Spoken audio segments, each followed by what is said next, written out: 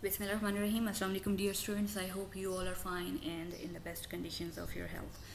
So, for the course of organic reaction mechanism, today we shall continue with our topic selectivity in organic synthesis. Right? So, this is part of this continuation of the previous lecture of this topic. So, key concepts we'll discuss about the selectivity, specificity, and different type of selectivities as well. Right. So, selectivity, as we discussed in the previous lecture, it is the preference. It's preference of the reagent to attack on one of the two substrates or on one of the two positions in preference, right? So if a reaction preferentially occurs at one site or one functional group or one stereoisomer, then this is called the selectivity. So whenever there is a selectivity, then you get two products or more than two products in different amounts. It's important to note that if you get two products in equal amount, that it means that there is no selectivity at all, right? So whenever there is selectivity, it means that you are getting two products or more than two products in different amounts. And whenever you are getting the two products in exactly same amount, it means that this is not selectivity. Such reactions are said to be non-selective because the reagent is showing preference to both of the substrate or both of the functional group or both of the positions to an equal extent, right? So in the previous lecture we saw that selectivity is of three types. So selectivity is chemoselectivity, which means that it is the preference of the reagent for one functional group over another. So selectivity means, chemoselectivity means which of the two functional groups will react in preference, right? Regioselectivity is related to the position of attack. It means that the reagent will prefer which of the two possible positions. Right, so regioselectivity is the preference of a reagent to attack preferentially on one position or on one site of action rather than the other. While the stereoselectivity is preference of the reagent to attack one of the stereoisomers, or it is the preference of a reagent to attack with or react with the stereoisomer in a specific way, right? So whether this is the manner in which the reagent is attacking or it is the preference of the reagent for a certain stereoisomer, so both of these will belong to the category of stereoselectivity. The chemoselectivity, we saw that it's the ability of reagent, or we also saw that it's the ability of the intermediate to react with one function group in preference to another. So we saw different examples of chemoselectivity. We saw about the chemoselective reduction of different functional groups. We saw about chemoselective oxidation. We saw about chemoselective acylation. We saw about chemoselective epoxidation and many more reactions in the previous lecture. So we also saw that the chemoselectivity can occur under three conditions. The first condition was when the two functional groups were of unequal reactivity, then the reagent preferred the functional group that had greater reactivity. The second condition was that the reaction involving two functional groups and both the functional groups were identical. And the third condition was the reactions in which a reactant can react twice, but we wanted it to react only once. So when such condition arise in which a substrate can react twice, but we want it to react only once, then in that case the use of concentration wisely is the important factor. In that situation you have to use the concentration in much lesser amount. So now we shall discuss about the second type of selectivity, which is the regioselectivity. So regioselectivity is preference for one orientation over another in the arrangement of a reaction product, or in simple words, the regioselectivity is the preference of a reaction to form one position isomer over another, right?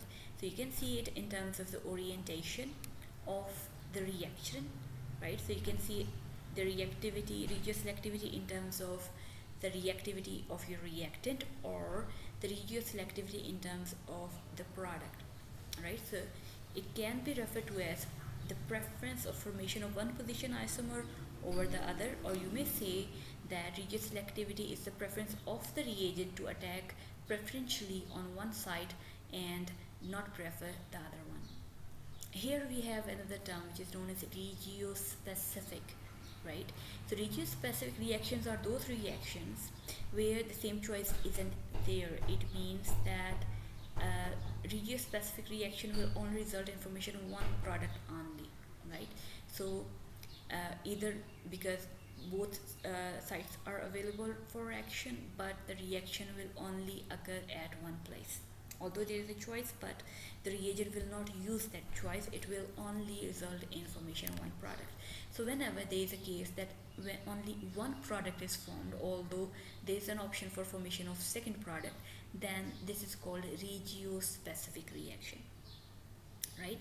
So specificity is involving formation of only one product, while selectivity is formation of two or more than two products, but one of the product is formed as major, right? So when two things are formed in unequal amount, this is called regio-selectivity or simple selectivity. When only one product is formed exclusively, then in that case this is called regio-specificity. While if a reaction results in formation of two products in equal amount, right? So when a reagent has equal preference for both the sites, then such reaction will not be considered as regioselective, right? So you should have a clear concept in mind about the selectivity, specificity and non-selectivity, right? The selectivity always comes to an action when two products or more than two products are formed in unequal amount. When the two products or more than two products are formed in equal amount, then such a reaction is said to be non-selective, right?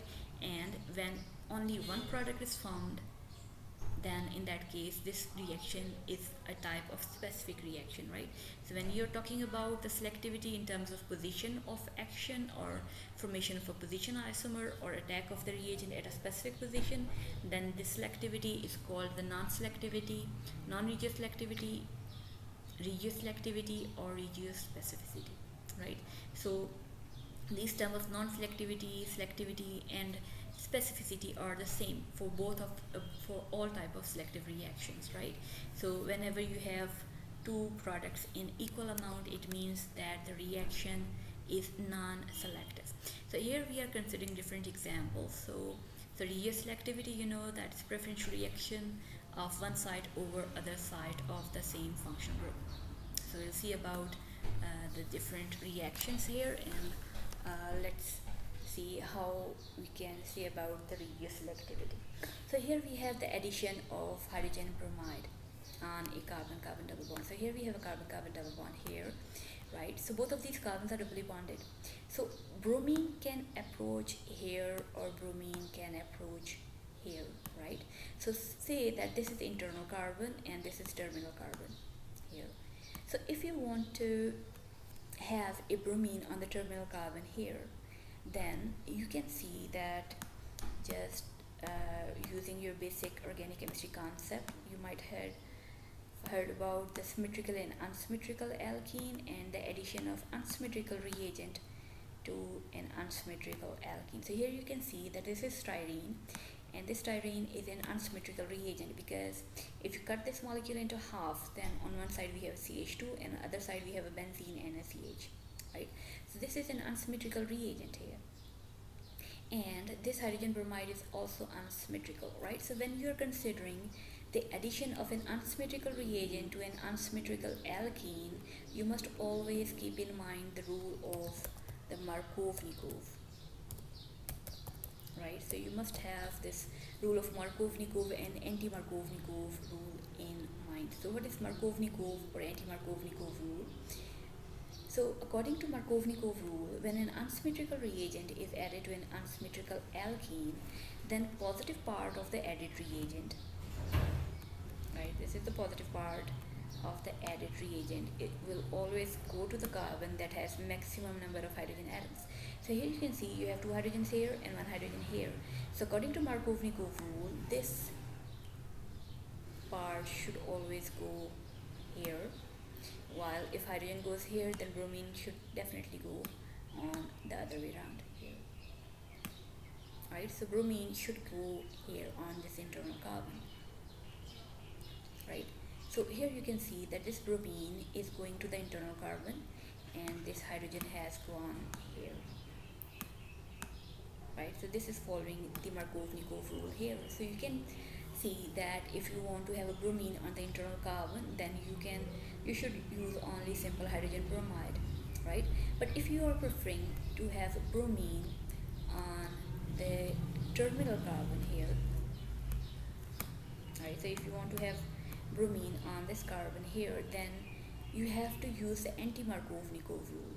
So according to anti-Markovnikov rule, when an unsymmetrical reagent is added to an unsymmetrical alkene, right, so this is an unsymmetrical alkene, this is an unsymmetrical reagent, then if the reaction is carried out in presence of a peroxide, under such conditions, the positive part of the added reagent will go to the carbon that has minimum number of hydrogen atoms, right? So it means that in order to carry out the anti-Markovnikov rule, you must have a hydrogen peroxide here.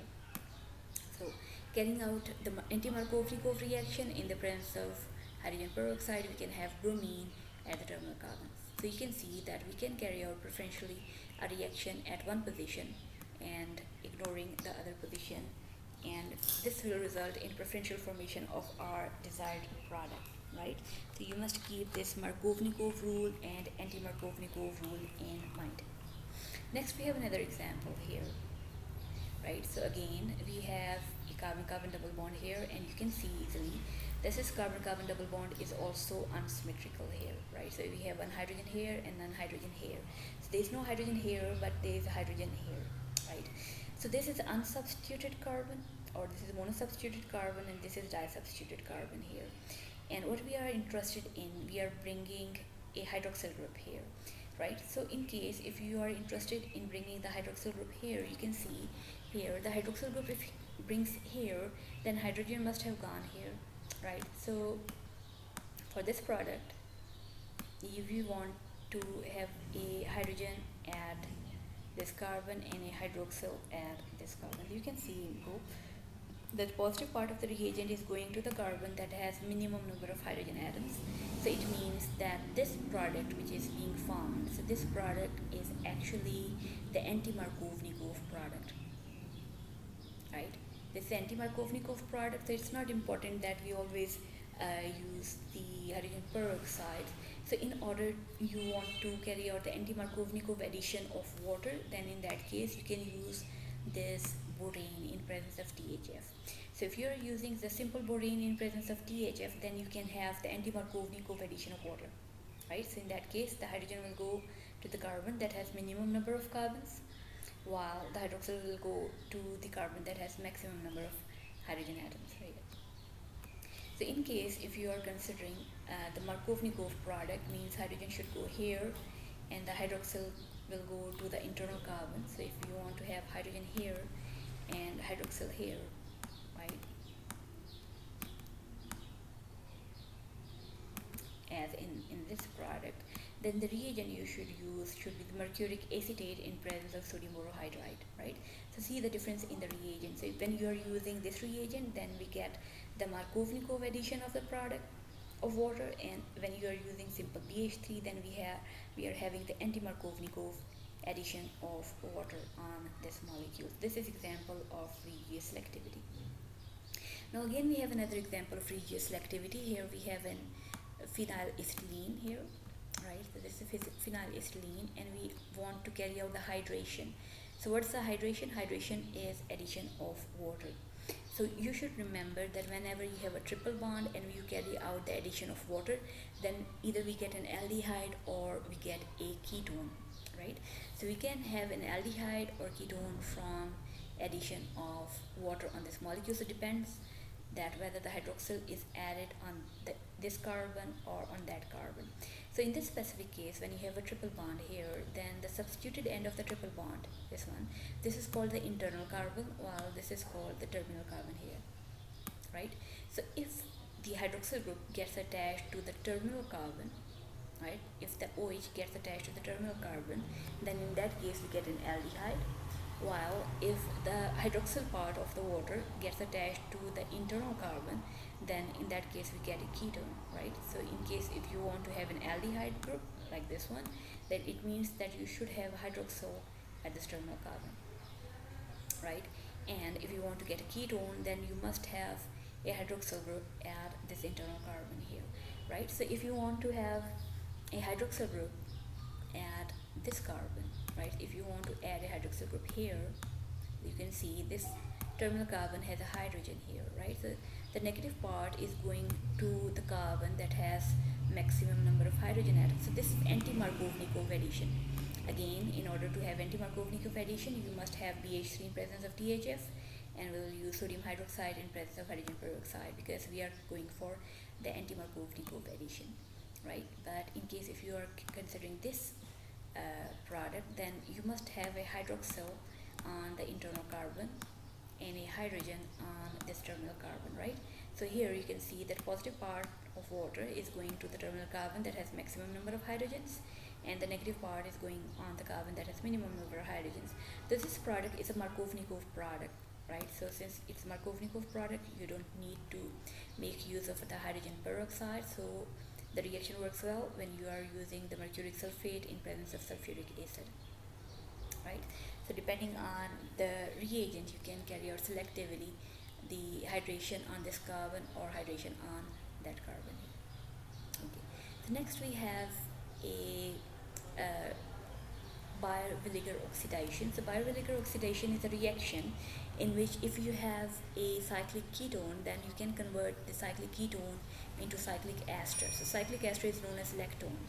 So if you're interested to convert a cyclic ketone into a cyclic ester, then we use this reagent. This is trifluorocarboxylic acid. This is trifluoroperoxy acid, right? So this oxy acid can insert on this side, or that can insert on that side as well, right? So this oxygen can insert on either between this carbon single bond, right? So oxygen can come here or oxygen can come here. So if you want to bring oxygen on a more substituted side, because this side you can see this is more substituted and this is less substituted. So if you are preferring to bring the oxygen on a more substituted side, then this reagent is very effective. So this trifluoroperoxy acid is very effective to bring the oxygen on a more substituted side, right? Again, we have an example of Birch reduction. So Birch reduction is a method to reduce the benzene into a diene, right? And the diene is not isolated, it's not conjugated diene. This is an isolated diene, right? So if you want to convert a benzene into a diene system, then the reagent that's used is a lithium in presence of ammonia, and the solvent is some protic solvent like ethanol, right?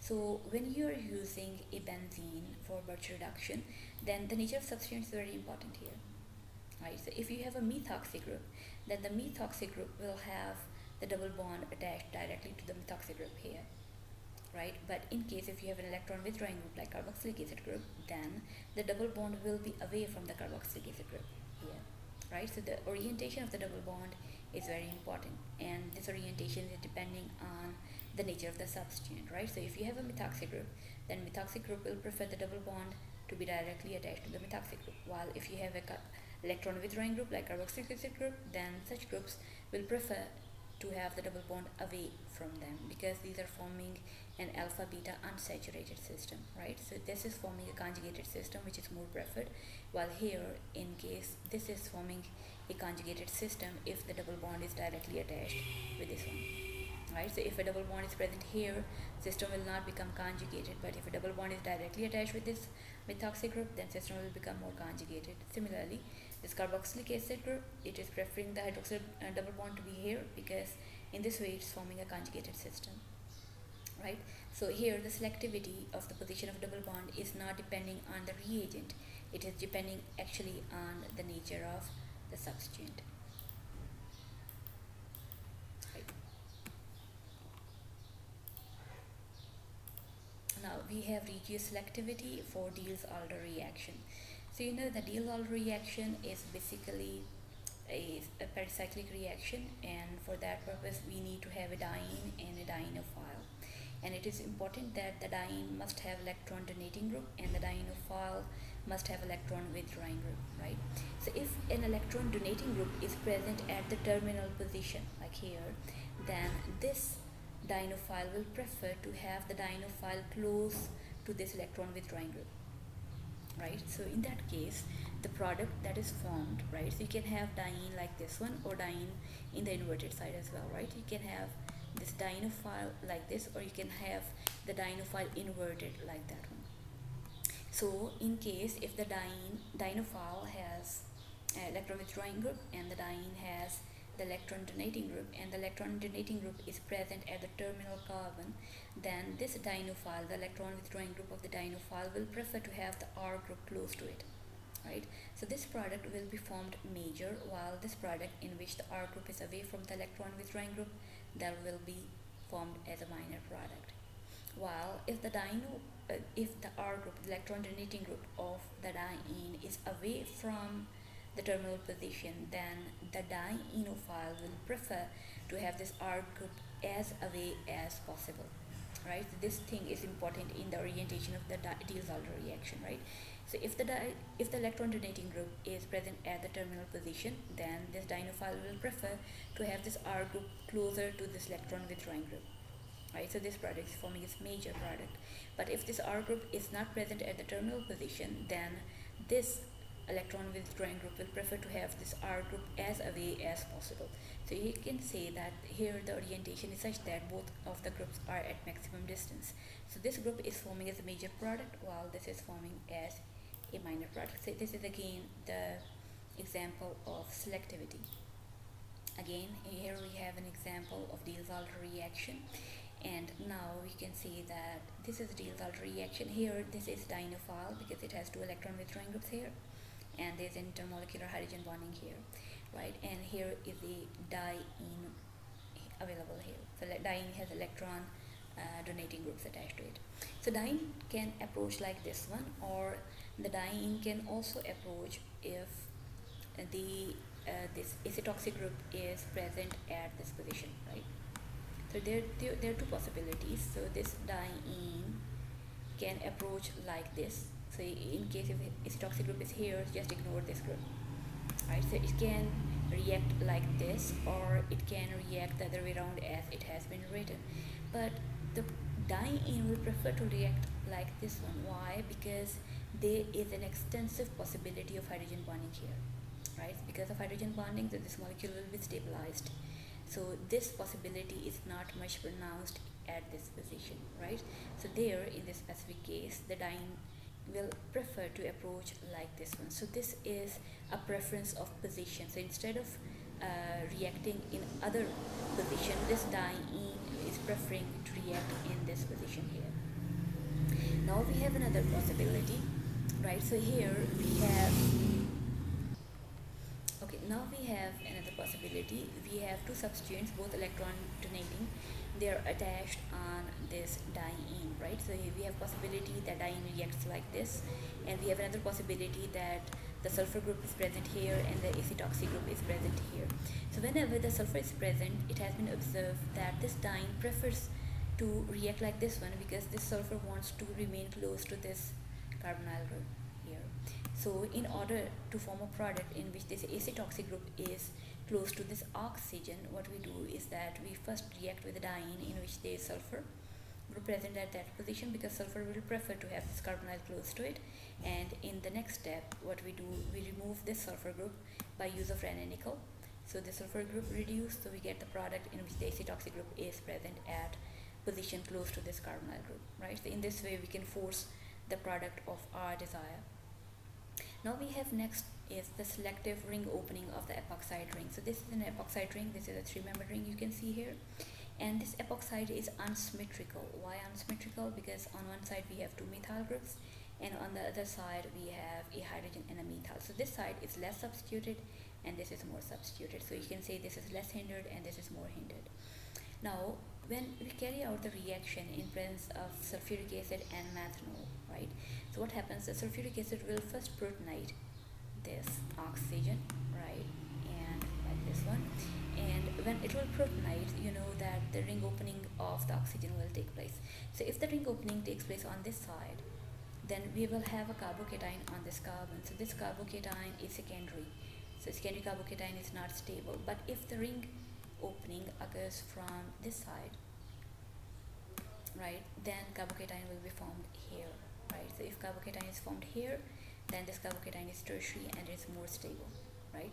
So that's for the same reason that this carbocation is formed in preference. So this carbocation is formed and methoxy will attack here. So as a result, when you are carrying out the ring opening of epoxide ring in presence of sulfuric acid, so we'll have a methoxy group at this carbon because the hydroxyl group is attaching here in order to form a stable carbocation. But in case if you are using the ring opening with sodium methoxide, so sodium methoxide will directly attack, and it will attack on the carbon that is less substituted, right? So there is no protonation step in the first step, so this methoxy group will prefer to attack on the carbon that has less substituent, that is less hindered, right? So for that purpose we can have a methoxy group on this carbon which is less substituted, right? So by just changing the reaction conditions, we can control the selectivity of the position of attack. Yeah. Now we have Regio selectivity, and we are considering the aromatic electrophilic substitution reactions, right? So here you can see that we have a methyl group here, and the methyl group, you know that it is electron donating with respect to resonance as well as inductive effect. So as a result, since the system is electron donating, so we can have electrophile at ortho position or at para position here, right? So the meta position will not be affected. So this product at which the substituent is at meta position, so this product will not be found. And if it is formed under harsh conditions, so it will be formed in very, very less amount. So this product will be favored while this product will not be favored. This is example of Regio selectivity. Now we have another example. We have radiograph acylation, and this is our substrate which is an alkene here, right? So now this acyl chloride in presence of aluminum chloride, so this is carrying out the acylation. So the acyl group can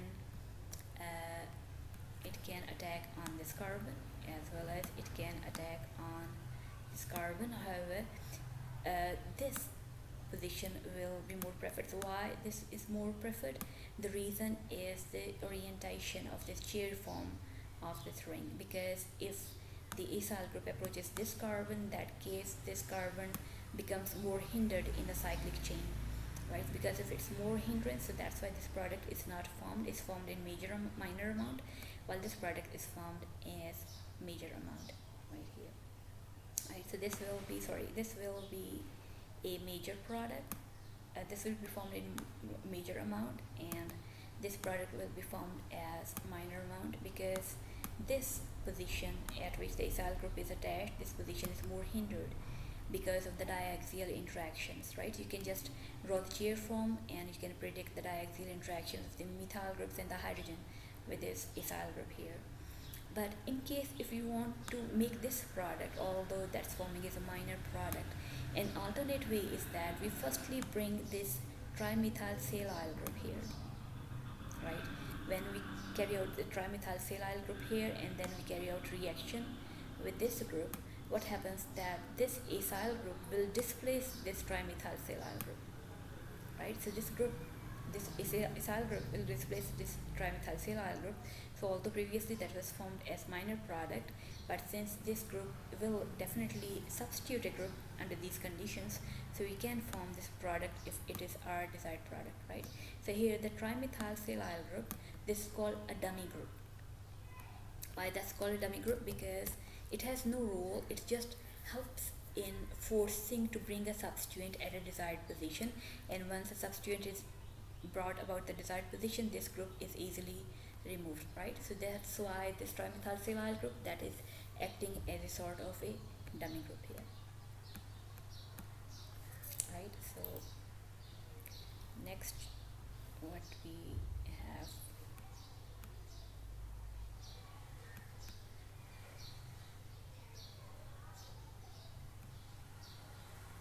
next we have another type of selectivity which is called the stereoselectivity, right? Stereoselectivity means that a reaction which gives two stereoisomers and one of them is major, right? Stereoselectivity can be defined in two ways. One way is that it is the preference of formation of one stereoisomer when more than one stereoisomer can be formed. Other way around, it is the preference of a reagent to react with selectively one stereoisomer, right? Stereoselectivity can be defined in both ways. It is the selectivity of formation of a stereoisomer, or it is the selectivity of one of the stereoisomers to react. So firstly we will consider about the diastereoselective reaction. So here we can see that this reduction of carbon-carbon triple bond that has resulted in two different products under two different conditions. So if you are preferring to convert this triple bond into a cis alkene, then you have to use hydrogen over palladium with barium sulfate, right? So barium sulfate is actually poisoning this palladium catalyst. So when you are using hydrogen over palladium, which palladium is poison, then we get this cis isomer, while the trans isomer is formed in very, very trace amounts, right? So although both are forming, but this is formed as a major product. But if you are preferring to convert this alkyne into a trans alkene, then you have to use the Birch reduction. So Birch reduction involves the use of lithium or sodium in presence of liquid ammonia, and the solvent is a methanolic solvent here, right? So when you use liquid ammonia in presence of methanol as a solvent, then in that case we get the trans alkene. So depending on whether you're preferring to form a cis alkene or the trans alkenes, you can change the reagent, and just when you are using hydrogen over poison palladium, then the cis isomer is formed, while the using of Birch reduction conditions work well for the formation of the trans isomer.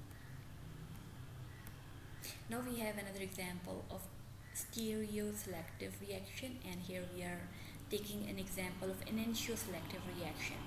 So here the enantioselective reaction means the preference of formation of one enantiomer over the another, right? So here we have this double bond here, right? And this is MCPBA, right? MCPBA is metachloroperbenzoic acid. This is perbenzoic acid, and here we have a metachloro position. So this is known as MCPBA, right? So MCPBA, when it reacts with this double bond, it carries out the epoxidation of the ring. However, this ring can be above the plane, like this one, or this ring can be below the plane. So this MCPBA, it prefers to bring this epoxide ring above the plane. So this stereoisomer, this enantiomer, will be formed as a major product, while this isomer will be formed as a minor product, right? So we shall discuss about the stereoselectivity in detail in the next coming lecture. I hope you have understood this lecture so far to much extent. So thanks for your attention. That's all for today.